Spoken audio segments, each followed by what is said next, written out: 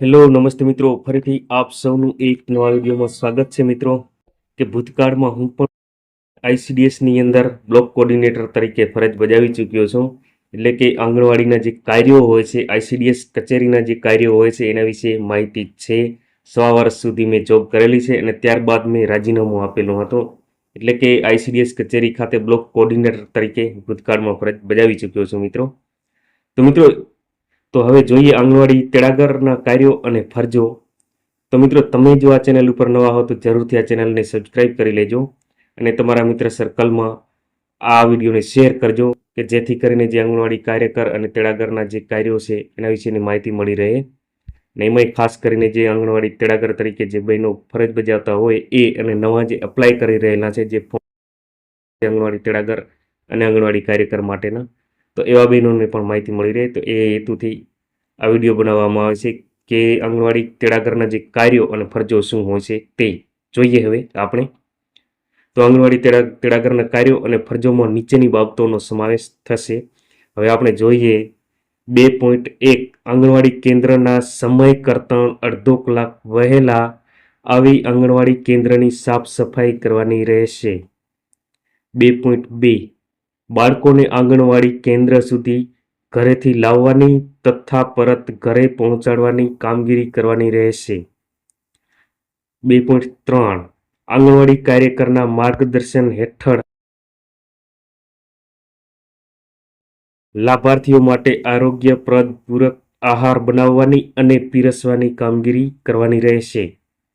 2.4 આંગણવાડી કેન્દ્રમાં સ્વચ્છ અને સુઘડ વાતાવરણ રાખવાની કામગીરી જેવી કે બાળકોની અંગત સ્વચ્છતા, ખાદ્ય સામગ્રીની જાળવણી તથા સ્વચ્છતા, રસોઈ બનાવવાના અને પીરસવાના વાસણોની સ્વચ્છતા, આંગણવાડીની અંદરની અને બહારની સ્વચ્છતા તેમજ અન્ય સાધન સામગ્રીની સ્વચ્છતા અંગેની કામગીરી કરવાની રહેશે। 2.5 લોક સંપર્ક તથા લોક ભાગીદારીની કામગીરીમાં આંગણવાડી કાર્યકરને સહાયરૂપ થવાનું રહેશે। 2.6 આંગણવાડીની સેવાઓ અન્વયે સંદેશાવાહકની ભૂમિકા ભજવવાની રહેશે। 2.7 આંગણવાડી તેડાગર તરીકે પસંદગી થયેથી નિયત તાલીમો ફરજિયાતપણે પૂર્ણ કરવાની રહેશે। 2.8 મુખ્ય સેવિકા, બાળ વિકાસ યોજના અધિકારી શ્રી, પ્રોગ્રામ અધિકારી શ્રી, પ્રાદેશિક નાયબ નિયામક શ્રી અને સંકલિત બાળ વિકાસ યોજનાની રાજ્ય કચેરી દ્વારા સોંપવામાં આવતી યોજનાને લગતી તમામ કામગીરી કરવાની રહેશે। 2.9 સરકારશ્રી કક્ષાએથી આ કાર્યો અને ફરજોમાં જરૂર જણાય ત્યારે ફેરફાર કરવામાં આવશે। તો મિત્રો, આમ જે તેડાગર બહેન છે એટલે કે આંગણવાડી હેલ્પર બહેન છે એ બેને આ પ્રકારના વિવિધ કાર્યો કરવાના હોય છે આંગણવાડી કેન્દ્ર કક્ષાએ સિલેક્શન થયા બાદ।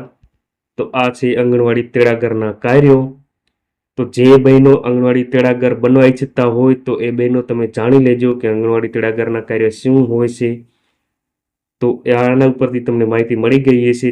જો છતાં પણ ખ્યાલ ન આવ્યો હોય તો વધુ માહિતીને આંગણવાડી કેન્દ્રોને લગતી માહિતીની જરૂર હોય તો જરૂરથી તમે કોમેન્ટ કરજો, તો જે અંગેની માહિતી તમને મળી રહેશે। તો વિડીયો કેવો લાગ્યો અને આ વિડીયો જો યોગ્ય લાગ્યો હોય તો વિડીયોને જરૂરથી લાઈક કરજો, શેર કરજો અને તમારા સગા સંબંધી મિત્ર સર્કલ જે કોઈ પણ આંગણવાડી તેડાગર તરીકે ફરજ બજાવતા હોય અથવા તો જે ઉમેદવારી નોંધાવવા ઈચ્છતા હોય તો એમના સુધી પણ શેર કરજો જેથી કરીને એ લોકોને પણ માહિતી મળી રહે। તો મિત્રો, ફરી મળીશું નવા વિડીયોમાં નવી માહિતી સાથે। Okay, by.